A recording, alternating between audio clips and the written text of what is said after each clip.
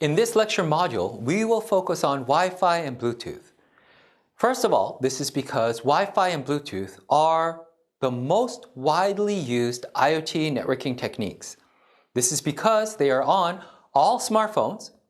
In addition, they are so widely spread in ways that they are being used by smartwatches and smart devices in all types that naturally they become the priority application networking technique to support various IoT services. And because they are such widespread and so important, we will take closer looks into them in this module. First, we'll start with Wi-Fi. A wireless local area network is a technology that is going to connect devices within a local range of approximately 30 meters using some type of a wireless distribution system. Among that, the applications that can be supported are home, school, computer laboratory, building office, practically everything. The wireless LAN market consists of various components, and the major companies are like Cisco, HPE, Huawei, Ubiquiti, and other major networking vendors. In 2016, the overall market size for wireless LAN and Wi-Fi devices reached $9.38 billion. And you can see why I am focusing on this in a separate lecture module.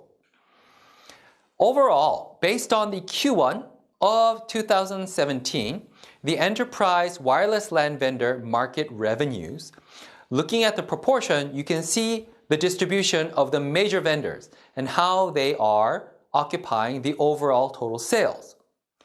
With special notice is the number one company, Cisco. Cisco Systems has a lot of networking technologies, especially when it comes to routers and switches and various IP-based services.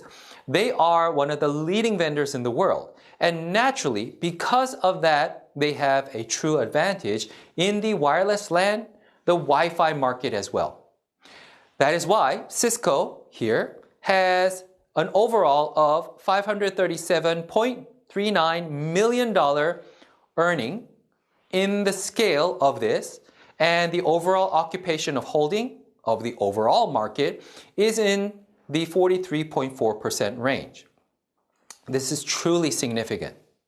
And you see the other companies as HP, Aruba, Ubiquiti, and other companies as well over there. But one thing that is worth some extra notice is who's growing the fastest. One example is like Huawei. This company has shown very fast and large-scale increments in their overall market share, where they increased by 229.7% over 1 year. And that's noticeable.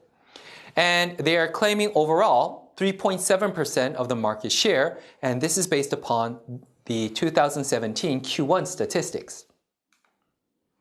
Wi-Fi, used with a hyphen or not, you will see both forms in literature and documents. And just notice that they are the same. This is a representative wireless LAN technology that uses the ISM radio band. And the ISM stands for Industrial, Scientific, and Medical. And we've already studied this in a separate lecture in the former module. The ranges of frequency that we're interested in are the 2.4 gigahertz, the UHF, ultra high frequency range, and the 5 gigahertz range, which is SHF, super high frequency range. These are ISM bands that are global bands and worldwide ISM bands, which make them most attractive. But on the other hand, because they are worldwide and they have very good signal characteristics and bandwidth characteristics to support data rates of various rates, even including high data rates, naturally, their occupancy is high, which means that there are many devices that are competing for access, which means that there could be a lot of interference. Wi-Fi transmission. The 5 gigahertz range, which is a higher frequency range, this enables higher data rates, more throughput. The 2.4 gigahertz range This here has a slightly lesser data rate support, but on the other hand, it has increased coverage. This is because this frequency range, the signals, penetrate through solid objects very well. So the shadowing-based overall performance degradation is very little, which makes it very attractive for wireless local area networks. Beamforming and other multiple antenna technologies like MIMO or MIMO, multiple input, multiple output, meaning that at the transmitter there are multiple antennas, at the receiver there are multiple antennas, and you use them together to send at higher data rates. This MIMO or MIMO technology is used to increase the data rate and quality of service, QoS. We have access points, and these play critical roles in our wireless local area networks. This is a device that allows Wi-Fi devices to connect to a wire network. These devices that we're talking about as Wi-Fi devices are smartphones, smartwatch, various smart devices, laptops, tablet computers, so many. The access points, APs, are usually connected to an internet gateway, which have router capabilities inside, or the access point itself has a built-in small router that supports this. And this is a very common thing. Looking at the network infra, it looks like this. The access point is connected to the internet. And various devices that exist within its range will use Wi-Fi to connect to the access point. Now, once they get to the access point, they can communicate with each other within this local area network, or they can connect with somebody else that's connected to the other side of the internet. There is representatively two modes, and one is infrastructure mode and the other is ad hoc mode. But I'll start with this because mostly we are using this. The infrastructure mode is a mode in which the access point, AP, helps the Wi-Fi devices to communicate with each other and communicate with the wired network, which is connected to the internet. The typical network structure is called a BSS, a basic service set.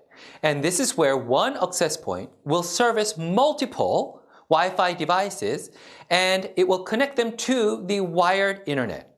And that is what we call a BSS, basic service set. And this is a typical infrastructure mode in which we have PCs, a laptop, a tablet PC, and there could be, of course, smartphones. They are connected to an access point over there. And the access point is connected to a switch, which is connected to a router, a gateway that is connecting you to the internet. Then there's ad hoc mode, this is the other mode from the infrastructure mode. A Wi-Fi device or station will communicate directly with each other without the help of an access point. And you will use this when there is no access point or when you just want to skip it. Even though there may be one, I will not use the access point. I will have my device communicate with the other device directly. This is also called peer-to-peer mode. The ad hoc mode may show up as peer-to-peer or for short P2P with a 2 in the middle. The service set structure of the network is called an independent basic service set. And ad hoc mode, this will support the IBSS mode. The network structure will look like this, where devices will directly connect with each other, and in this wireless local area network, you do not see an access point that is connected to the wired internet. Looking at this for a BSS and a ESS, the BSS is the basic service set, which is the basic building block of a wireless LAN based upon 802.11. In infrastructure mode, a BSS is formed by the access point and Wi-Fi stations, STAs. Now, the AP access point acts as a master and controls all stations within the BSS. The extended service set, the ESS, this is a set of 2 or more BSSs that are connected to a single network, and it extends the range of the Wi-Fi station in its overall mobility. An ESS example would be something like this, where you have a LAN router that is connecting to 2 access points, and each access point is servicing their BSS. They are connected through the LAN router to the internet, and this forms the ESS. And of course, this is just a simple example where there could be more BSSs that are supported here. And in this example, I only drew 2 because of the size of this screen. These are the references that I used, and I recommend them to you. Thank you.